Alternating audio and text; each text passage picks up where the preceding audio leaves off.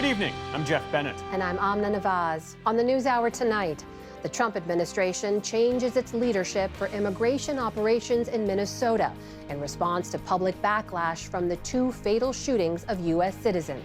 Taiwan expresses fears the U.S. operation to oust Venezuela's leader might embolden China to invade. And we hear from the whistleblower who said DOJ mishandled American Social Security data, a claim the Justice Department now admits is true. That database houses personal information, as I understand it, on all living and dead Americans. So this is a real risk to everybody.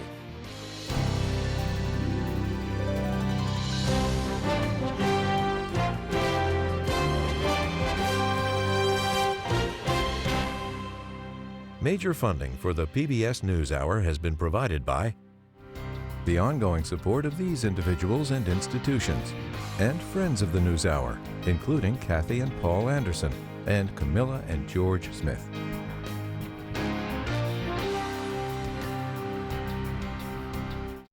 In 1995, 2 friends set out to make wireless coverage accessible to all. With no long-term contracts, nationwide coverage, and 100% U.S.-based customer support.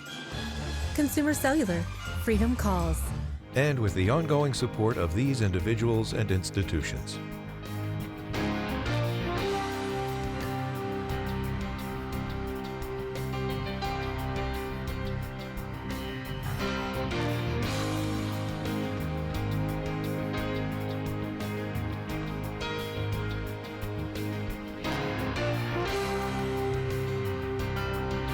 This program was made possible by the contributions to your PBS station from viewers like you. Thank you. Welcome to the NewsHour. President Trump said today he's going to de-escalate tensions amid his aggressive immigration crackdown that's centered on Minneapolis. And toward that end, the president said he wanted what he called an honest inquiry into the shooting death of Alex Preddy and had his border czar, Tom Homan, meet with state and local officials. But at the same time, Mr. Trump said during a trip to Iowa today that the adjustments should not be seen as a pullback, and he again blamed Preddy for carrying a gun which was legally permitted. As special correspondent Fred DeSam-Lazaro reports, skepticism of President Trump's changes remains high in the Twin Cities, even after the departure of Border Patrol Commander Greg Bovino. Gregory Bovino's final night in Minnesota was a loud one. Protesters turned up the volume outside what they believed was Bovino's hotel. What did I do? You're under arrest. Police arrested some demonstrators at the scene. Bovino leaves a community far more on edge than it was when he arrived. Under his command, federal agents fatally shot another U.S. citizen on Saturday, Alex Preddy. It came 2 weeks after Renee Good was killed by ICE officers. This week, Bovino claimed without evidence that Preddy had been planning to, quote, massacre law enforcement. We're doing a big investigation. I want to see the investigation. I'm going to be watching over it. I want a very honorable and honest investigation. In Washington today, PBS News' Liz Landers asked President Trump about his administration's characterization of Preddy, who had a state permit to carry a firearm. Do you think he was acting as an assassin in Minneapolis? Who is that? Mr. Preddy, your deputy chief of staff said that. With that being said, you can't have guns. You can't walk in with guns. What about the Second Amendment? Listen, he didn't walk in with guns. You can't do that, but it's just a very unfortunate incident. Meantime, House Minority Leader Hakeem Jeffries called on the president to fire Homeland Security Secretary Kristi Noem. He appeared on MS Now this afternoon. Kristi Noem is a despicable, corrupt, pathological liar, and in the event that she is not terminated, we are prepared to initiate impeachment proceedings against her in the House of Representatives. Back in Minneapolis, Bovino's replacement, White House border czar Tom Homan, arrived for meetings with Mayor Jacob Frey and Governor Tim Walz. Outside, the streets were quieter than in recent days, Minnesotans paying tribute to their neighbors. You're compelled to do something about it, or at least get closure and try to figure out how in the hell can this keep happening to this community. and out-of-towners showing their support for the community and skepticism of today's leadership change. One is out, there's another one coming in. I don't know if things are going to change or not. I doubt it, the way this year has gone. For the PBS NewsHour, I'm Fred DeSam-Lazaro in the Twin Cities. For more on the Trump administration's evolving response to the deadly shootings in Minneapolis, we're joined now by our White House correspondent, Liz Landers. So, Liz, we saw in Fred's report there, President Trump told you he did not think Preddy was an assassin. Why is that significant? It's notable because the administration is changing their tone on what happened in Minneapolis.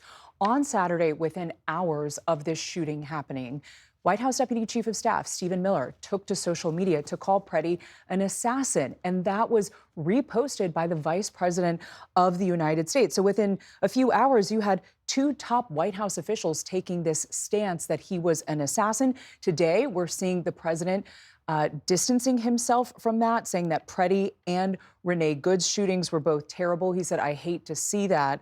And I also just want to note something else about our exchange about handguns there and the gun that Preddy was apparently carrying on his person when that happened. He was legally permitted to have that gun, and Minnesota has open carry policies there if you have a permit. We also know that the Homeland Security Secretary, Kristi Noem, her top aide, Corey Lewandowski, had a 2-hour meeting last night at the White House. What do we know about that? The New York Times reported that they requested the meeting with the president in the Oval Office with a number of top White House officials to talk about what happened in Minnesota. And apparently the president is still backing Noem. He said today that he has confidence in her, that she's not going to step down. He said she's doing a very good job.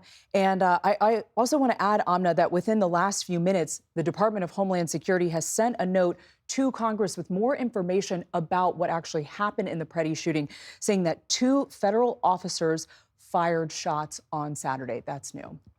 We should also note that during all this criticism of ICE, the president is in Iowa today. He's giving a speech about the economy. Tell us what we should know about that. The president and the White House has wanted to refocus the message on affordability. We heard the White House press secretary talking about that. The president touting while he's been on the ground in Iowa that gas prices are down there, that his tax bill that passed over the summer will be cutting taxes on tips, Social Security, some of those other signature issues that he's been discussing.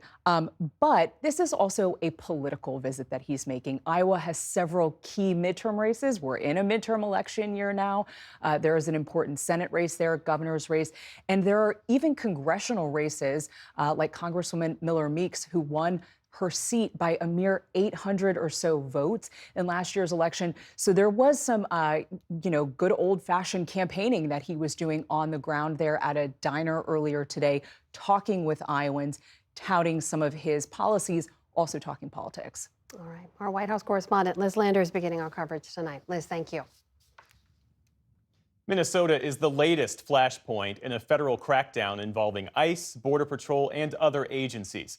But it's far from the only place being targeted. Aggressive tactics have played out in Chicago, Los Angeles, New York, Washington, D.C., and now Maine. The protests, the clashes, and the violence have raised urgent questions about where this all leads. In a recent piece for The Guardian, Claire Finkelstein warns that what's unfolding in Minneapolis closely mirrors a U.S. Civil War simulation she oversaw in 2024. Claire Finkelstein is the director of the Center for Ethics and the Rule of Law at the University of Pennsylvania, and she joins us now. Thank you for being with us. Thanks for having me. And we should say these simulations you helped run weren't designed to predict a second civil war, but were instead meant to stress test the system. What motivated those exercises, and what were you most worried about then? There were really 2 things that motivated us. And let's remember, this was conducted in September of 2024, so it was before the presidential election. But we were worried. We were worried about what had happened on January 6th, 2021. And we were also worried in the wake of the immunity decision. And what was that going to mean for potentially a more unfettered Trump second term, and whether or not the rule of law would prevail, and about the potential tensions between the federal government and state and local governments, and what that could mean for the rule of law. When you look at what's unfolding now in Minneapolis, what feels uncomfortably familiar from those simulations? Well, one of the things that happened was we saw a spinning out of control, and I hope that's not what's happening in Minneapolis, but a lot of what's been happening is going in that direction. We saw a spinning out of control of the federal government. We saw a refusal to abide by court orders. We saw the difficulty that courts have in acting in time and difficulty enforcing their orders. So we've seen all of that. And then the attempt to attack state officials is something that we also looked at. Why are clashes between state authority and federal forces so much more destabilizing than traditional or conventional unrest? Because traditional unrest is really about the people. It's not about government per se. And hopefully, and this is what we've had for most of our history, you have the federal government and the state governments working together to try to get control over that unrest, to de-escalate the situation, and to work ideally in harmony together, or at least to have a functional working relationship and to partner together. A lot of those partnerships are of long-standing person-to-person relationships. That was one of the things we found in our tabletop exercise, which is that those personal relationships can be very effective in de-escalating situations, sort of backdoor conversations. But when you have the federal government and the state government unable to work together and giving different narratives, it's profoundly confusing to people. And of course, it will have a tendency to escalate violence, as well as to really do damage to the rule of law. And you've said that ICE is acting in ways that even exceed what was imagined in your simulations. What stands out to you? We did not have federal agents or federal troops openly defying the law, firing on protesters, and frankly, killing them in cold blood. We had imagined federal agents a little more like what happened in Portland in 2020 or even Philadelphia that summer, where agents were going back and forth with protesters, some of whom were violating the law, and where federal agents were using harsh tactics, but not to the point where they were openly attacking American citizens and actually quite clearly exceeding rules for the use of force. And further applying your insights to this moment, the Department of Homeland Security, its officers have fired shots during enforcement arrests or at people protesting their operations 16 times since July. No officer has faced criminal charges, and the administration has not announced disciplinary proceedings against any of the officers or the agents involved. So how should we understand this moment? 2 American citizens shot and killed by masked federal agents with no immediate accountability. So you said the right word, which is accountability. That is key. Even if there is a deal struck, and I'm heartened by the fact that President Trump and Governor Walz had a productive phone conversation, but a deal is not enough. There needs to be accountability for the illegal actions of federal agents, at least a full and fair investigation, and state investigators need to be in on that. Beyond that, of course, state investigators have the right to conduct, and prosecutors have the right to conduct their own prosecution in this situation. Now, the federal government will claim immunity or will claim that the agents have at least qualified immunity, but there's a lot to argue there legally.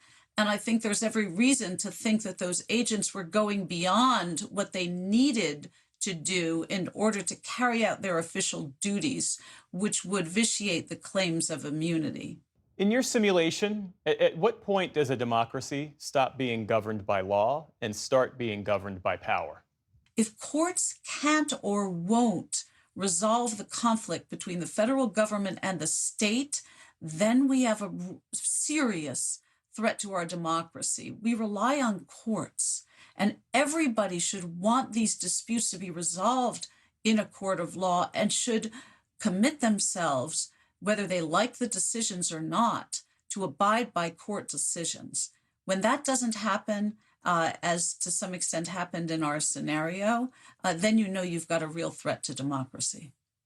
Claire Finkelstein, Director of the Center for Ethics and the Rule of Law at the University of Pennsylvania. Thank you for your time this evening. Thanks for having me.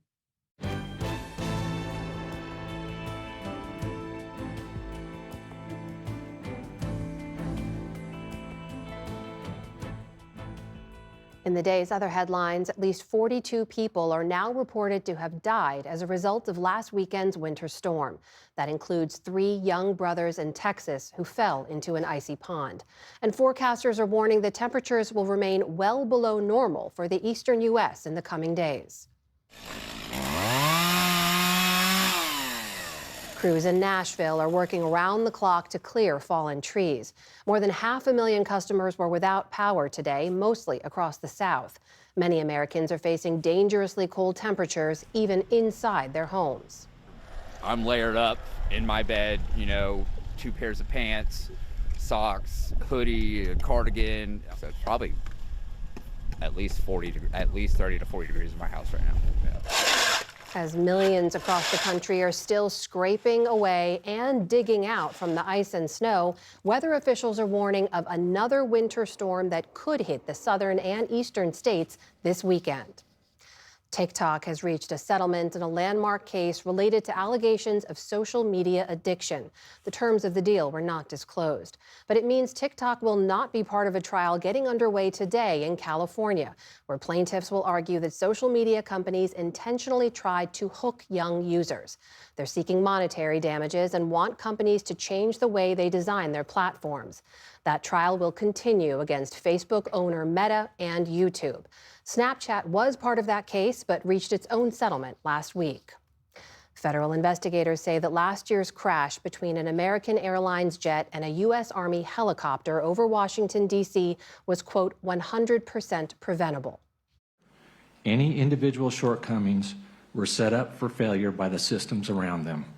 At a day-long hearing today, NTSB officials said air traffic controllers were routinely overwhelmed and had grown accustomed to close calls.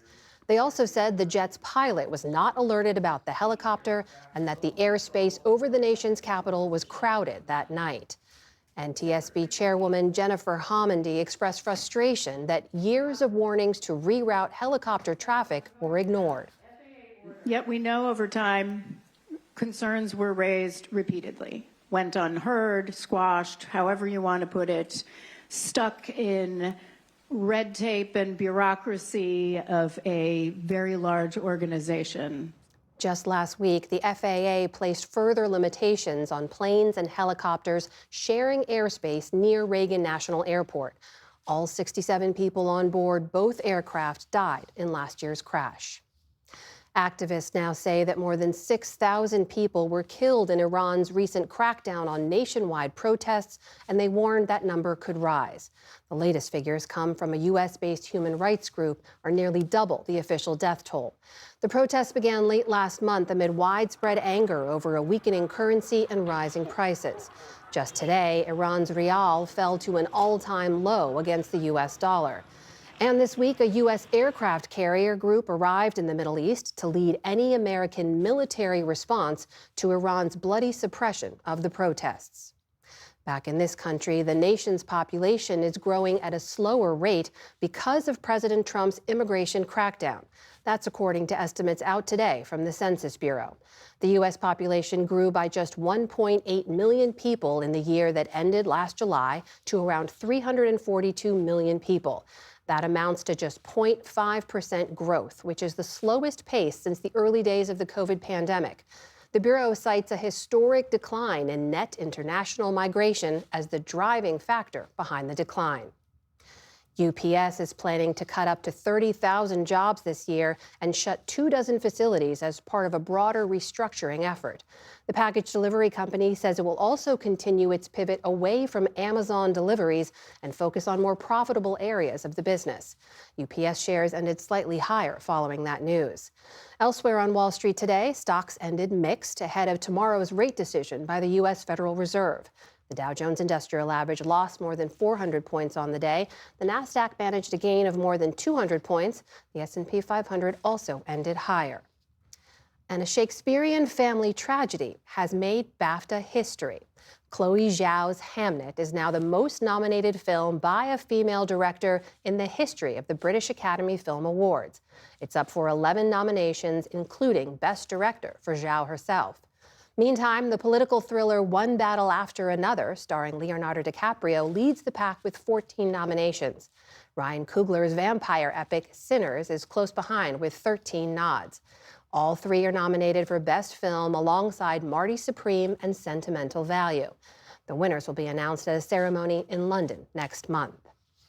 And the world has been marking International Holocaust Remembrance Day, a chance to honor the millions killed by Nazi Germany during World War II.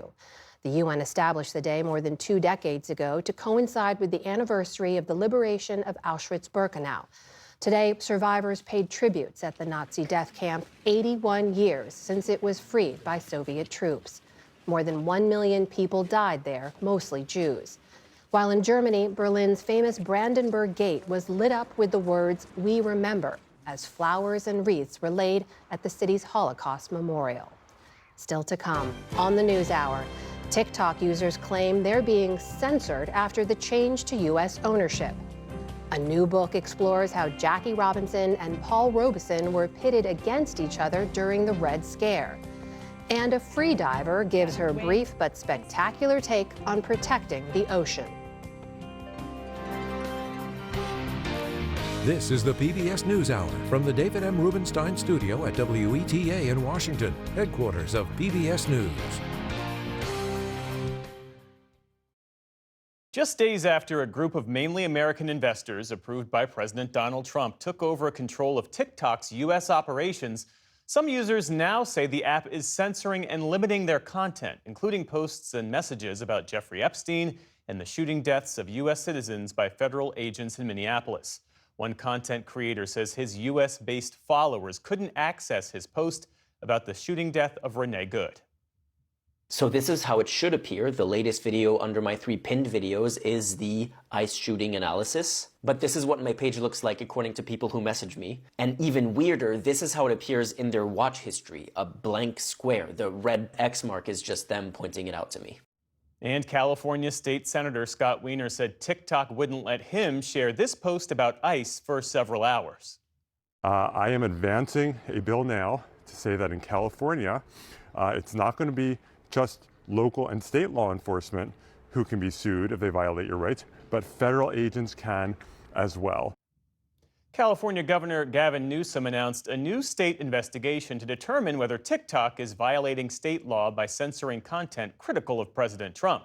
The company issued a statement today saying it had suffered a cascading systems failure that had caused multiple bugs on the platform after a power outage at one of its U.S. data centers. For more, we're joined by tech journalist Jacob Ward, host of the Rip Current podcast. Welcome back to the NewsHour, Jacob.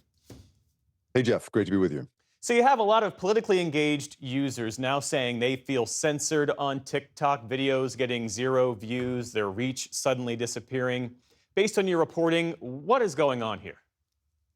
Well, I mean, I think on the one hand, it's important to just remember in the context of American public discourse, right, that the way we communicate with one another is controlled by a handful of private companies. And as a result, we don't get to know. So, Jeff, we don't really know. Is there some sort of censorship going on here? Or is this, as TikTok's new ownership says, a cascading failure that originated from one of its data centers? What I can say is that it seems as if every kind of creator trying to post content, whether they were cooks or makeup artists or political content creators, none of them could post for a while there. And so it doesn't seem like it's specifically aimed at it. But if you're someone whose work is consistently something that speaks out against the government at the moment, then you're going to feel particularly persecuted. But it seems that it sort of went across everybody. So at the moment, this doesn't feel like it was an intentional piece of censorship. I think this ownership group is too newly in charge to make that kind of move.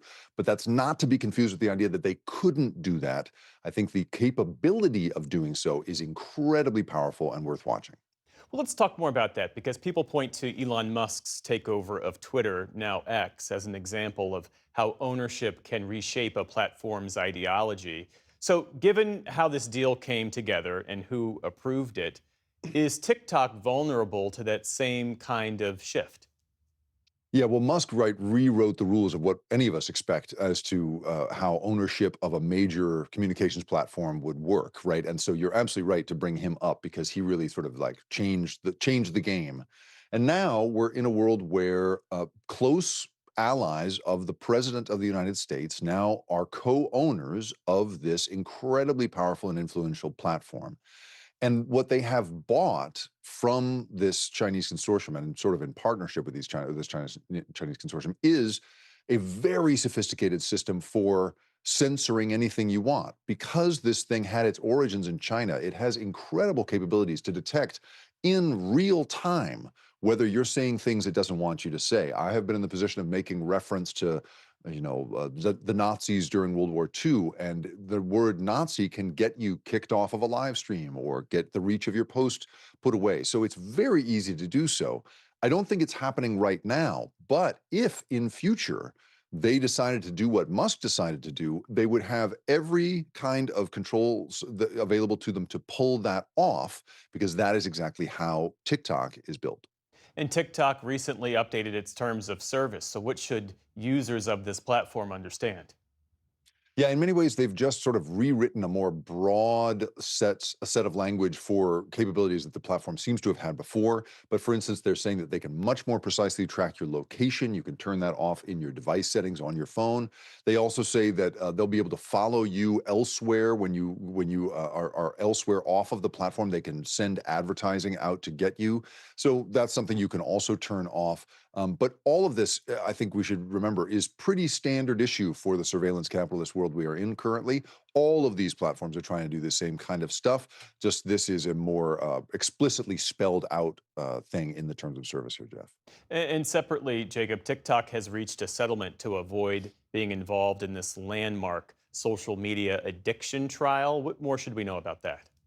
That is such an incredibly big deal in my world. I've been waiting for this trial to start because of the incredible amount of documentation that has come out already in this. And so TikTok and Snap, the maker of Snapchat, those two have settled, which leaves Google, YouTube, and Meta, which is Facebook and Instagram. And incredible stuff is already coming out that shows not only did these companies deeply value the business, the business value of kids was an enormous thing for these companies, and they were aware of harms to kids for years and years and years without necessarily acting on them. The companies, of course, say that they are always trying to make improvements, but the discovery we are seeing here is going to give us a view into how social media has worked, and worked especially on the minds of children for many years here, Jeff. Jacob Ward, host of the Rip Current podcast. Always a pleasure. Appreciate it, Jeff.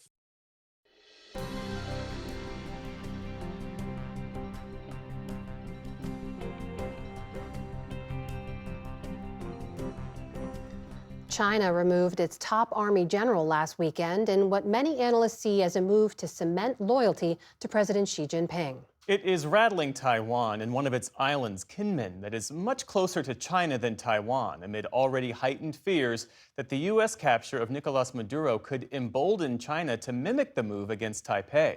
Special correspondent Patrick Falk has more. In the distance, Xiamen, part of mainland China. On a day as clear as this, you can see just how close it is.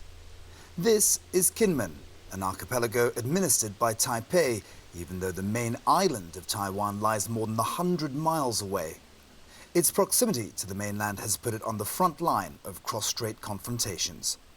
These anti-landing spikes are remnants of its Cold War defenses decades ago to prevent an amphibious invasion by China. Practically speaking, its use is now limited. Warfare has changed considerably. What remains on this beach is a stark reminder of the battlefield. Tong Sen Pao is a local councillor. He's lived here his whole life and, like many people from Kinmen, is numb to communist aggression. Only weeks ago, China launched some of its largest ever live-fire war games simulating a blockade of Taiwan. In recent years, Beijing's ramped up its military muscle against the island, which it considers its own, but has stopped short of invading. Since the shock capture of Venezuela's leader, some believe that could change. It's quite possible that one day China might adopt a similar approach or methodology to wage war, directly targeting Taiwan's capital or presidential office. Washington's operation in Caracas drew swift condemnation from China, calling it a violation of international law. The U.S. has placed its own power above multilateralism and military actions above diplomatic efforts, posing a grave threat to peace and security in Latin America, the Caribbean, and even internationally. But the raid has also drawn comparisons at home in China on social media, with many commentators saying it offers a blueprint for Beijing to take Taiwan. The prospect of a strike may not be far from its sights. 2027 is widely cited by military analysts and government officials as a critical milestone for China's ambitions regarding Taiwan. U.S. intelligence believes that's when President Xi Jinping has instructed Chinese forces to be capable of what's termed a strategic decisive victory over the island. But there's another school of thought on how the Trump administration's show of force might make Beijing reassess its designs on reunification. Wang Dingyu is a Taiwan legislator and believes America's decisive operation in Venezuela may act as a deterrent. He says if China had the ability to pull off something similar, it would have done so a long time ago. China has intention. They are willing to do this from a long time. They try to invade Taiwan, annex Taiwan.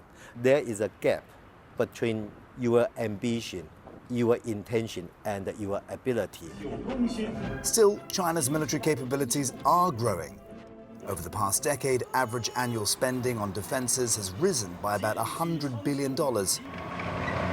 Taiwan's government, meanwhile, has proposed to beef up its own forces by nearly $40 billion per year to counter the China threat. But it's been blocked by the legislature, controlled by an opposition that favors closer ties with Beijing. We need to do more to enhance our self-defense capability, to enhance multilateral cooperation, to deter China, their ambition. I think that will be the true lesson we learn from this.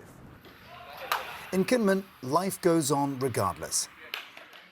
By night, this group of islanders gathers to enjoy the most American of pastimes. Among them, teachers, soldiers, and ordinary workers, with little concern about the powerful geopolitical forces surrounding them. What happens will happen. There's nothing you can do. Whatever we say can't change the situation. Whatever their fate, they hope this place remains a baseball diamond and not a battlefield. For the PBS NewsHour, I'm Patrick Falk in Kinmen, Taiwan.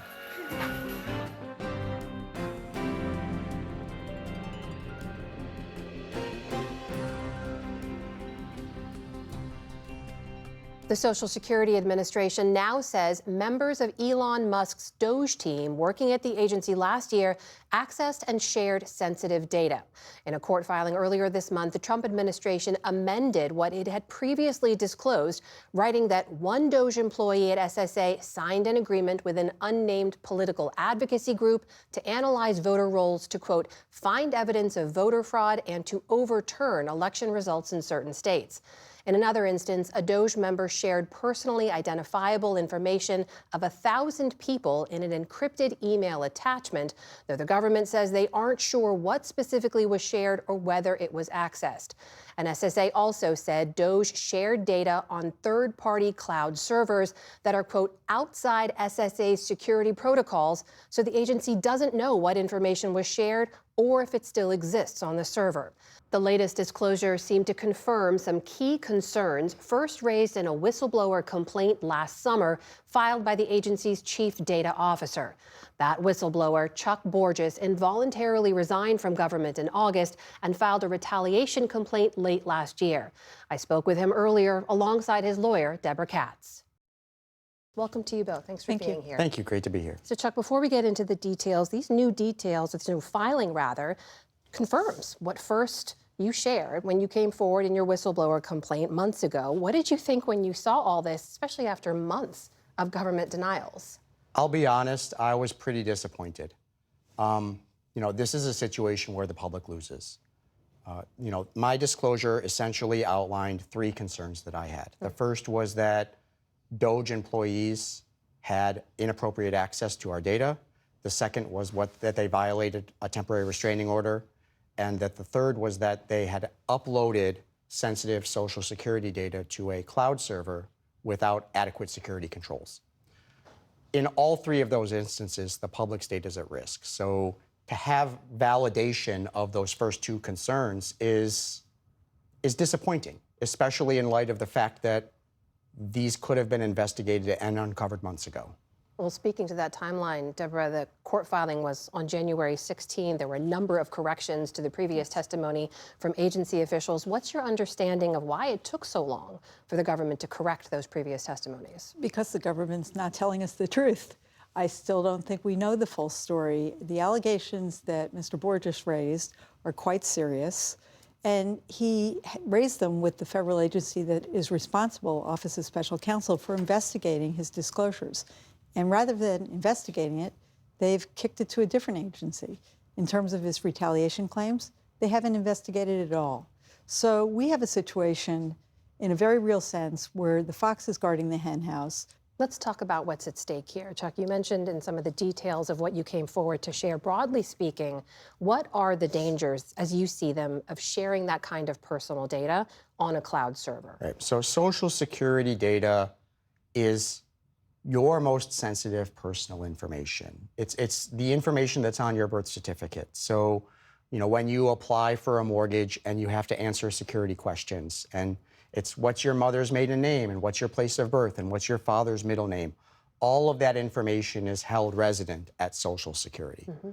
So to put that personally identifiable information that can be used to propagate identity theft, mortgage fraud, steal small business loans, impersonate dead people, into an environment where it could be downloaded or accessed inappropriately or stolen or shared. It's a risk to literally every single living and dead American's ability to have a daily life. And we should point out, we don't know what was on the cloud server, correct? So my disclosure pretty specifically alleges that a database called the Numident, which is the master database of your personal information, was uploaded to an AWS cloud environment. Now, that is different from the court filing last week, which resided around specific data access for specific DOJ employees. But if those first 2 things that I alleged were correct, I'm very concerned about the third one, especially when you're normally protecting data, it is very easy to produce documentation that shows that the data has been safe and secure all along. Mm-hmm. Let me try to square some of the information Sure. we've seen out there now, because when you came forward, you warned the personal information of some 300 million Americans could be at risk. The government in their filing says information from 1,000 people was shared on email. Do you believe it could be limited to just 1,000? No. There's no way? No. And why not? So again, my disclosure outlined a pattern of bad behavior. This court filing validates the first 2 pieces of that puzzle. The third piece has not yet been validated or refuted yet with any documentation. But if the first 2 allegations are correct, I'm very concerned about the third. As far as the 300 million, that was just initial news reporting. That database houses personal information, as I understand it, on all living and dead Americans. So this is a real risk to everybody. Deborah, there's also this other piece of it we reported on where DOJ employees were alleged to have secretly been in contact with a political advocacy group, part of an effort, as we know now, seeking voter information and personal information there. Those employees, we understand, have now been referred to a federal watchdog group to see if they violated the Hatch Act, which would bar government employees from using their job for political activity. What do you know about that probe? Do you trust that there'll be accountability there? I trust there will be no accountability there. In fact, when members of this administration have been found guilty of violating the Hatch Act, there's no consequences, none at all. The Hatch Act is, there are no criminal penalties. If this has happened, these are criminal violations, and they need to be fully investigated, and these people need to be prosecuted. And there needs to be a complete, thorough investigation to see the extent of this. And I believe, as Mr. Borges just said, it's far greater than the 1,000 documents that they acknowledge, 1,000 people that they acknowledge are at risk. 1,000 is a far cry from the 300 million that you think could be potentially at risk here. So can Americans know, can they be sure that their data has not been compromised? They can't be sure until the agency releases documentation that proves or refutes my allegations one way or the other. To date, they have released zero. As a matter of fact, if I recall right, one of the people involved in the investigation into my concerns was one of the people named in the disclosure. We also need to disclose here for our audience's benefit, you are now running for office. I am, correct. You're running for a Maryland State Senate seat. I am. Tell us why. I had a very good job at a very high agency. I walked away from that to do the right thing. Now I see the challenges we have at the federal level. I see them replicated at the local level. I want to fix where I live. I want to be a leader that will do the right thing rather than what's politically expedient. And I want to solve people's problems and replace leadership that, quite frankly, doesn't have the imagination, the initiative, and in some cases, the moral integrity to do it. We've talked to a number of other whistleblowers from various agencies who talked about harassment, backlash after they come forward. Did you see any of that? Do you have any message for people who are still working in the government? I do. I did not receive any political retaliation. There were some legal back and forth at the time, which I've never had a lawyer until now, so I'm guessing that's pretty common. But I'm still here. I'm still safe. I'm scared, and I'm sure we're all scared. But you can't let the fear control what you do.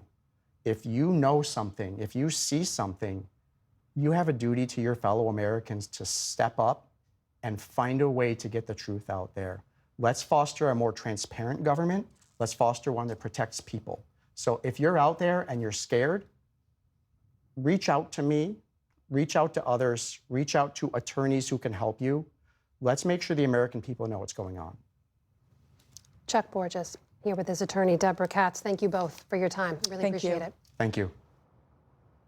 And following our conversation this afternoon, the Office of Special Counsel reached out to Chuck Borges' attorney to gather more information about his retaliation complaint.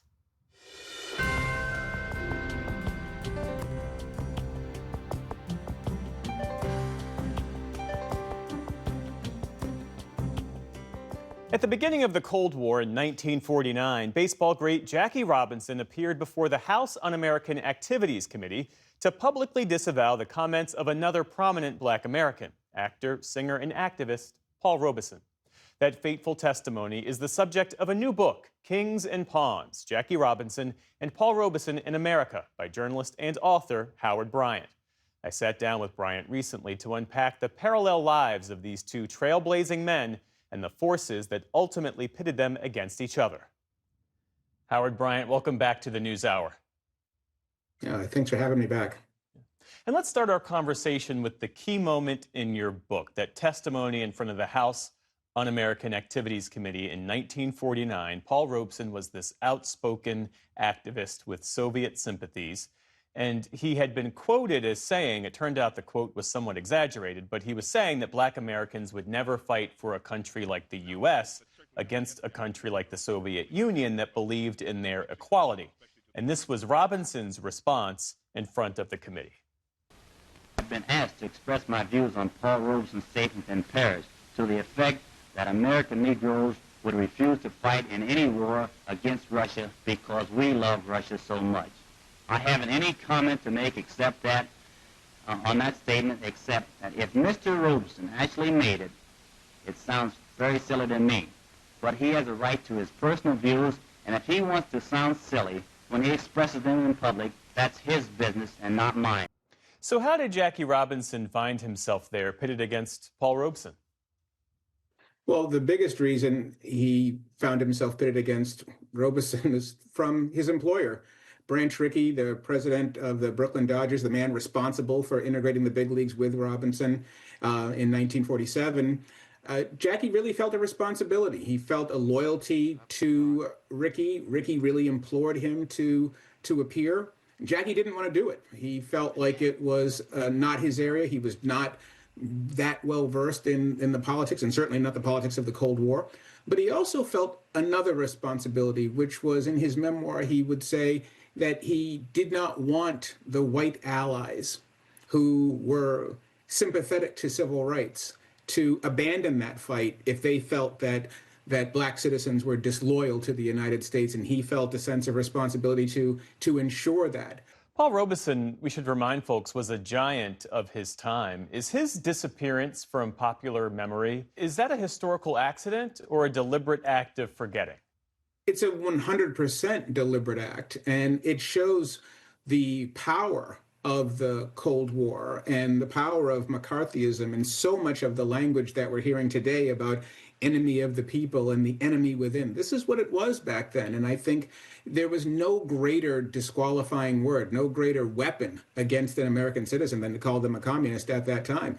And I think one of the things that I was really trying to get at is the tension in the African-American community in this book, because so much of the black establishment felt that Robeson was toxic, and they abandoned him as well. And in doing that, really isolated him and set the stage for the federal government and the rest of the country to really turn its back on him as well. It was certainly not an accident. Time did some of it, but really it was deliberate because of the tensions of that period. And how did Jackie Robinson come to think of that testimony later in his own life? Did he regret it? Well, exactly, Jeff. And I think that the regret is a hard word for Jackie because he's an athlete, just like Robeson was an athlete, and it's really hard to admit that he was wrong. However, he and Paul Robeson both ended up at the end of their lives quite disillusioned at the lack of progress in the country. And Jackie especially, that's why the title is what it is. The questions of whether or not I did the right thing and whether or not I was being used or manipulated, or whether Robeson was, or whether we all were. Rachel Robinson gave a great interview in 1976 where she said that, Jackie was a patriot. He was a citizen, and he was my country, right or wrong. But he did receive, she said, we got two bad pieces of advice that we never really lived down. One was Jackie Robinson's support of Richard Nixon in the 1960 presidential election, and the other was this testimony and against Robeson in 1949. And so he didn't exactly say, I regret doing it, but he did say, if asked to do it again, I would say no. So I think that's as close as we got to it. You call this story an exposed route on the beaten path of the story of baseball integration. What made you want to write about this era and these men?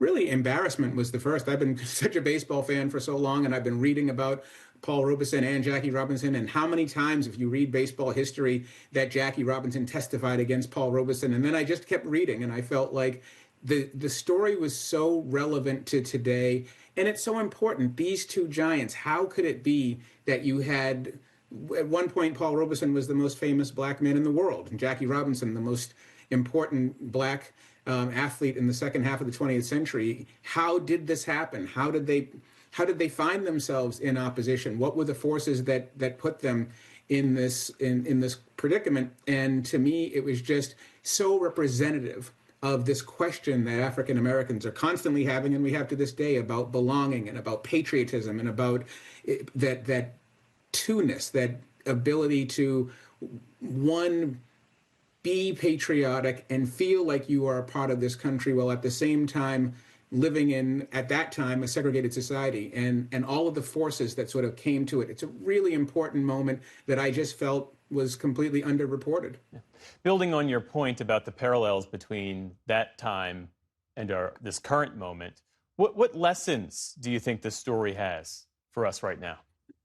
I think the biggest lesson to me when I think about, especially when I think about Paul Robeson, is the power of the times that you live in. The complacency that we have today is very, very similar to the complacency that people felt back then, that the country wouldn't go as far, that we still believed in our institutions and the institutions would save us, and that common sense would prevail. And you think about that, it sounds very similar to how we are today, that this is just a time and we'll get through it. But the effect of the Cold War, the effect of McCarthyism on Paul Robeson's life. The United States did not allow him to leave the country. They refused to issue him a passport, which was unconstitutional, and yet it happened. There were all kinds of legal and extra-legal things that took place there that really destroyed this man. And on the other hand, when it came to Jackie Robinson, we talk about April 15th, 1947 as the transformative moment that it was, but we also don't talk about what it did to Jackie Robinson as a person. And so what I wanted to do was sort of break from a little bit of the mythology and dig into the effects of what these pioneering men have, what they went through in real time. And and really, when I think about it, how what is past is prologue. So much of what is happening then is happening now. The book is Kings and Pawns, Jackie Robinson and Paul Robeson in America by journalist and author Howard Bryant. Howard, always great to speak with you. Thank you. Oh, thank you again, Jeff.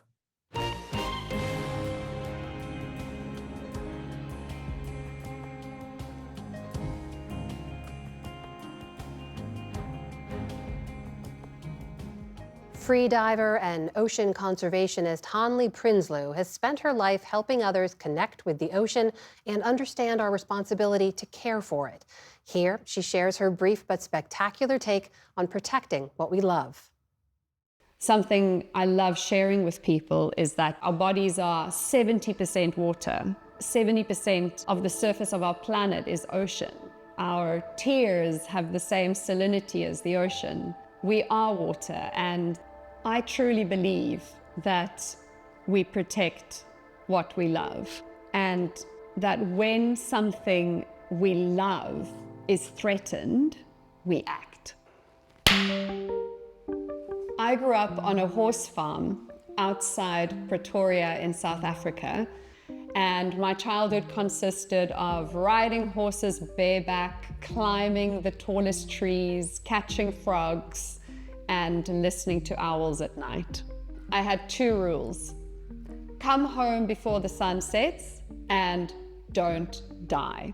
Some of my earliest memories are of wanting to be a mermaid, exploring the dams on the farm, the rivers, that stillness of being below the surface. Freediving came to me later in my life. Freediving is when you go down on one breath and swim underwater, holding your breath. In my mind, the penny dropped, and I was like, that is what I have been wanting to do. There's a small village on the southeastern cape of the Baja Peninsula called Cabo Pulmo, where the jackfish that school there are about this size, and there are thousands of them. And when you get in the water, you just see this ball of silver underneath you. And as you dive down, it opens up and swallows you. And suddenly you can't see the surface of the water, you can't see around you, you can't see the bottom, and you're surrounded by this swirling, living cloud of fish. It feels like I've dived into the center of our world, of our planet, and become something other than myself. The ocean has not been a place for everyone in South Africa. And in 2010, I started the I Am Water Ocean Conservation Foundation, wanting to share the ocean with more than the few who get to go into the water. And for many of the young children we work with, it is the first time anybody in their extended family have had this experience. And it's empowering. My dream is to instill in my children some of the wildness I got to experience as a child, whether it's the fascination and reverence of an inchworm on a plant in our garden, or the absolute majesty of a kelp forest soaring from the bottom to the surface. I want them to always remember that they are wild. My name is Hanli Prinsloo, and this is my brief but spectacular take on protecting what we love. As always, you can watch more brief but spectacular videos online at pbs.org/newshour/brief. And that's the NewsHour for tonight. I'm Jeff Bennett. And I'm Amna Nawaz. On behalf of the entire NewsHour team, thank you for joining us. Major funding for the PBS NewsHour has been provided by On an American Cruise Line's journey along the Columbia and Snake Rivers, travelers can retrace the legendary route forged by Lewis and Clark more than 200 years ago. American Cruise Line's fleet of modern riverboats sail through regional landscapes and visit historic landmarks where you can experience local culture, customs, and cuisine. American Cruise Lines, proud sponsor of PBS NewsHour. the William and Flora Hewlett Foundation. For more than 50 years, advancing ideas and supporting institutions to promote a better world at hewlett.org.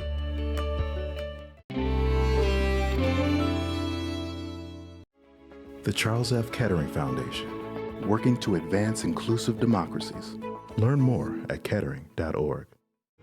Friends of the NewsHour, including Nell, Martha, and Mary Minow, in honor of the life and legacy of their parents, Newton and Josephine Baskin Minow, and Julie and Robin Powell, through Fidelity Charitable.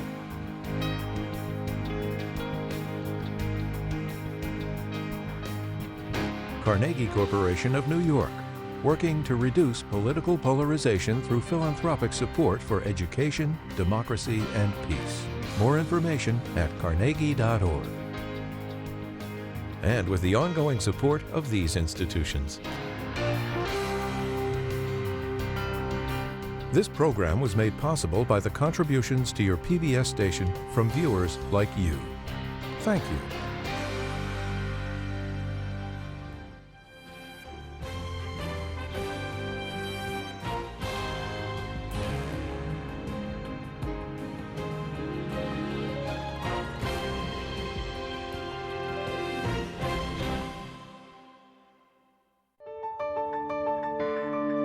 You're watching PBS.